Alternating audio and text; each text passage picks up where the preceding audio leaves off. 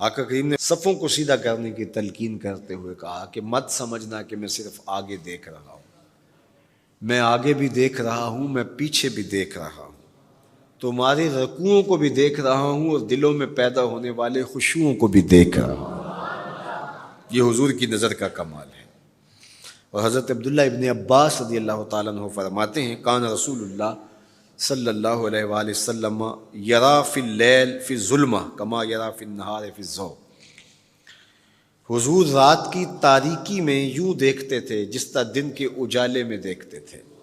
میں نہیں دیکھ سکتا، یہ دیکھو یہ روشنیاں ہیں، یہ لائٹیں لگی ہوئی ہیں اور میں یہاں سے دیکھ رہا ہوں، اگر یہ چراغاں ختم ہو جائے، یہ روشنیاں بجھ جائیں تو وہ دور چیزیں لکھی ہوئی ہیں وہ تو دکھائی نہیں دے گی، یہ کتاب میری جھولی میں بھی ہوگی میں پھر بھی نہیں دیکھ سکوں گا، اس لیے کہ میری آنکھیں نور ہیں، لیکن یہ اتنی دیر تک نہیں دیکھ سکتی جب تک یہ خارج کی روشنی بھی موجود نہ ہو۔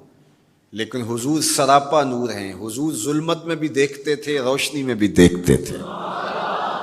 چونکہ میری آنکھیں ان روشنیوں کی محتاج ہیں، کائنات کی ساری روشنیاں شمس و قمر بھی میرے حضور کے محتاج ہیں، اس لیے حضور علیہ الصلوۃ والسلام شمس و قمر کی روشنی کے محتاج نہیں تھے۔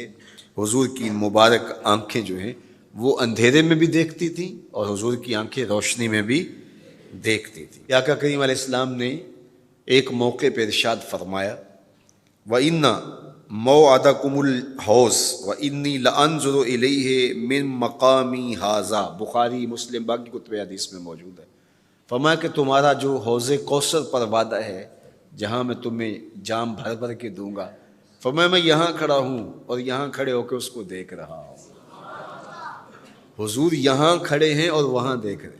ایک دن حضور صلاۃ الاستسقاء پڑھا رہے تھے، جب بارش نہ ہو رہی ہو تو اس کی جو نماز پڑھائی جاتی ہے اللہ کے حضور دعا کرنے کے لیے تو اس کو صلاۃ الاستسقاء کہا جاتا ہے۔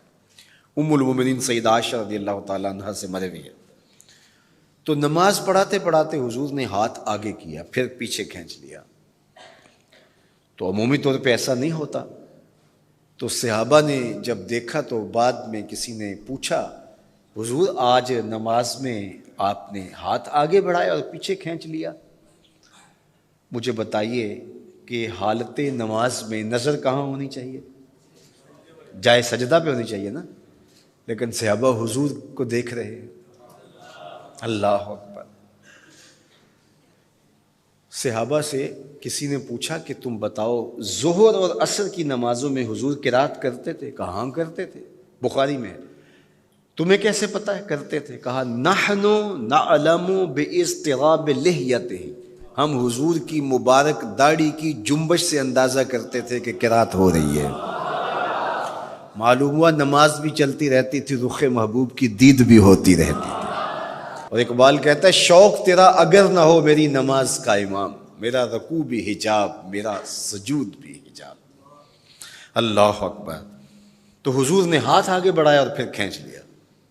پوچھا گیا حضور یہ آج نماز میں ایک نئی چیز ہم نے دیکھی، آپ نے ہاتھ آگے بڑھایا پھر کھینچ لیا؟ فرمایا ہاں، جنت میں کھجوروں کا ایک خوشہ لٹک رہا تھا، میں اس کو توڑنے کے لیے ہاتھ ڈالا تھا پھر میں نے چھوڑ دیا، اور اگر میں توڑ لیتا تم قیامت تک کھاتے رہتے ختم نہ ہوتا، لیکن میں نے کہا نہیں چلو پھر قیامت کو ہی صحیح۔ اب حضور کھڑے کہاں ہیں؟ مدینہ المنورہ میں، اور جنت کہاں ہے؟ سدرۃ المنتہا سے اوپر۔ سر پٹ گھوڑا دوڑے اور تیز رفتار گھوڑا، تازی گھوڑا، 500 سال دوڑنے کے بعد پہلے آسمان تک پہنچے، پھر اتنی موٹائی آسمان میں، پھر دوسرا آسمان، پھر تیسرا آسمان، درمیان میں پھر خلائیں بھی، پھر وہاں سے 7 آسمانوں کے بعد کہیں سدرۃ المنتہا، اور قرآن بتاتا ہے کہ جنت بھی سدرۃ المنتہا کے پاس ہے، پھر آگے جنت، اور جنت کے جو درخت ہیں وہ 70,000 سال کی اونچائی پر ہیں، وہاں لٹکتی ہوئی کھجوروں کے خوشے، اور حضور علیہ السلام نے یہاں کھڑے ہو کے ہاتھ بڑھایا اور وہاں حضور کا ہاتھ پہنچ گیا۔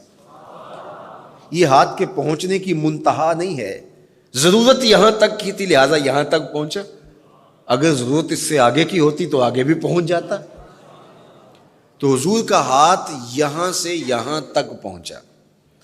یہ حدیث پاک میں نا، میں اور آپ ہاتھ اٹھائیں تو ہمارا ہاتھ کہاں تک پہنچتا ہے؟ 5 فٹ قد ہے تو 3 فٹ اوپر ہاتھ پہنچ جائے گا، تو ہمارا ہاتھ 8 فٹ تک پہنچے گا، زمین سے 8 فٹ تک. چلو کسی کا 9 فٹ تک پہنچے گا، کوئی چھلانگ لگا کے اچھل کے اوپر لے جائے گا تو 10 فٹ تک پہنچ جائے گا. البتہ ہماری نظر بہت تیز ہے، ہماری نظر پہلے آسمان کے ٹمٹماتے ہوئے ستارے دیکھتی، دوسرے آسمان کے ستارے بھی دکھائی دیتی، تیسرے آسمان کے ستارے، چاند سورج میں دکھائی دیتا ہے.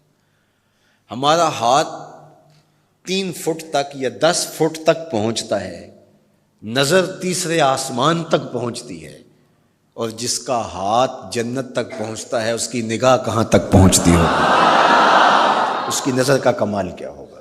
اس لیے فرمایا انی ارا ما لا ترون واسمع ما لا تسمعون. جو میں دیکھتا ہوں وہ تم نہیں دیکھتے، جو میں سنتا ہوں وہ تم نہیں سنتے. اپنے حواس کو نبی کے حواس پر قیاس کرنا یا نبی کے حواس کو اپنے حواس پہ قیاس کرنا سوائے جہالت کے اور کچھ نہیں ہے. چے نسبت خاک را بعالم پاک، کہاں ہم کہاں ان کی ذاتیں بابرکات. اس لیے فرمایا انی ارا ما لا ترون واسمع ما لا، جو میں دیکھتا ہوں وہ تم نہیں دیکھتے، اور جو میں سنتا ہوں وہ تم نہیں سنتے. اللہ اکبر. ہماری آنکھیں تو چمکتے ہوئے سورج کو دوپہر کے وقت نہ دیکھ پائیں، چندھیا جائیں، آنکھوں میں پانی اترنے لگے، اور محبوب کی آنکھیں بے حجاب دیدار رب کریں. اور قرآن کہے ما زاغ البصر وما، آنکھ چندھیائی